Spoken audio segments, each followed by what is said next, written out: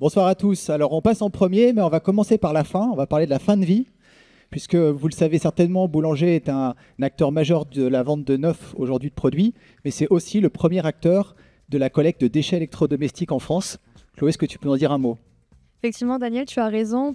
On peut se réjouir aujourd'hui d'avoir collecté l'équivalent de 5 tours Eiffel. On a essayé de se mettre au contexte de la ville. Donc ça représente plus de 50 000 tonnes. Donc cette collecte, on se remercier puisque ça fait 5 ans qu'on travaille dessus avec notre service Big Collect. Donc avec la sensibilisation de nos clients, la formation aussi de nos collaborateurs pour cet usage. La collecte, on l'a fait en magasin, on l'a fait aussi chez nos clients, on récupère les produits qui viennent de chez nous ou non. Et donc du coup, la question, c'est peut-être de savoir que faire, comment gérer tous ces appareils collectés. Et c'est là qu'intervient Reconomia. Et c'est là que c'est compliqué, parce qu'on s'est rendu compte qu'aujourd'hui, en France, 1% seulement des produits électroménagers sont reconditionnés, alors qu'en fait, on pense, en regardant notre gisement, qu'on pourrait atteindre 10 à 20% de la filière. Donc c'est massif. Il y a des acteurs historiquement comme l'ESS qui travaillent sur ce sujet-là.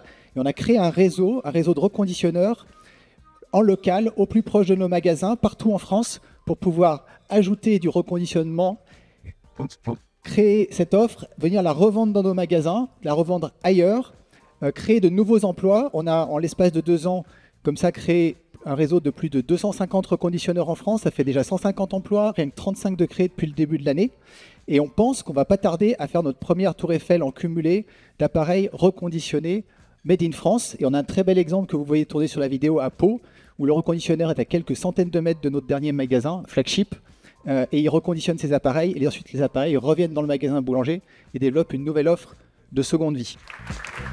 Alors, question, on y va. Qui se lance?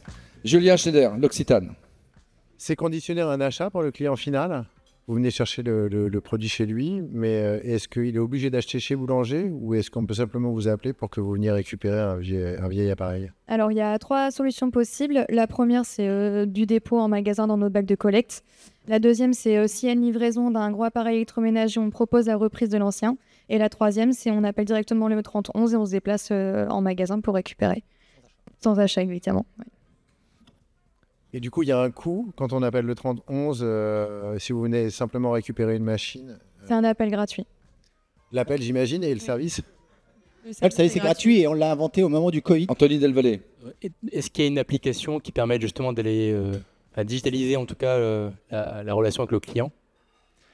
Alors non, ce qu'on a développé, c'est une application qui permet de bien se qualifier les produits qu'on récupère en magasin ou dans nos centres de livraison pour pouvoir le plus vite possible router ceux qui ont un potentiel de reconditionnabilité vers des artisans, des acteurs locaux, voire des acteurs de l'ESS. Donc c'est ça qu'on est en train de développer avec notre réseau en parallèle d'un point de vue technologique. Anne-Catherine Péchineau. Moi, j'avais une question de données. Vous collectez combien de produits actuellement par an?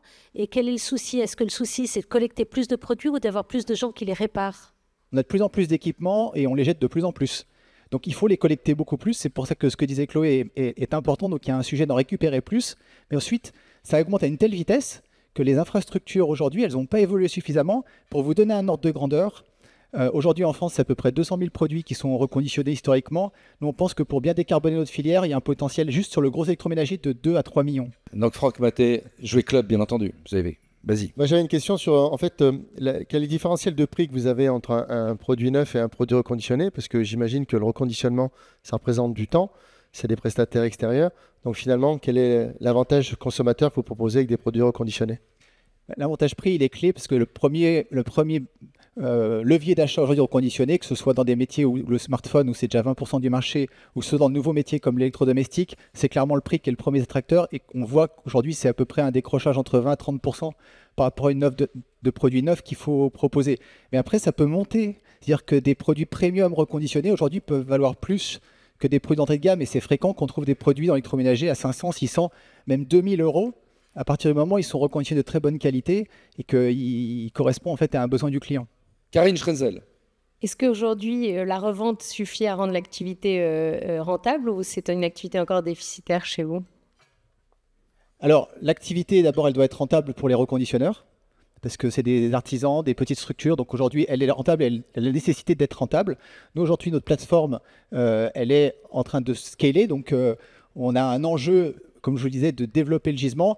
Et on le fait aussi par rapport à l'antibip, parce qu'on a la chance d'avoir des entreprises retail qui sont rentables et qui doivent se transformer. On en parlait tout à l'heure, c'est un énorme sujet.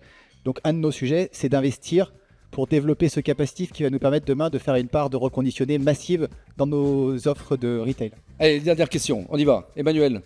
Est-ce que vous imaginez un système d'abonnement comme vos compétiteurs? Vous réfléchissez Oui, là-dessus? Mais on l'a, Oui. mais on l'a, et on a déjà des centaines déjà. de milliers de clients qui l'ont. Oui. Vous communiquez comment? On communique auprès de nos clients, en magasin, publicité télé, et on en convertit tous les jours. Et puis avec nos vendeurs en magasin qui le proposent également quand les clients viennent acheter. Karine Kroos.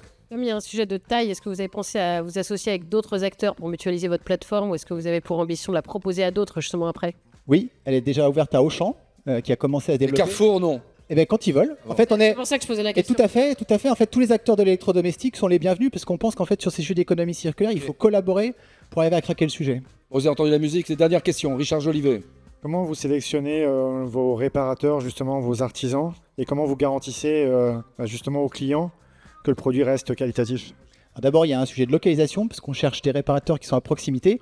Ensuite, aujourd'hui, on a une pénurie de compétences. Ça a été très bien dit tout à l'heure, on doit former des nouveaux talents. Donc, on a aussi un sujet de monter des filières pour former des nouveaux réparateurs, des nouveaux reconditionneurs, les inciter à s'installer là où il y a des besoins, parce que les besoins, en fait, il faut couvrir tout le territoire. Il y a des centaines de magasins dans ce pays qui collectent des produits électrodomestiques et il n'y a pas de réparateur à proximité. Donc, en fait, c'est un énorme sujet aussi d'alimenter la filière en talents.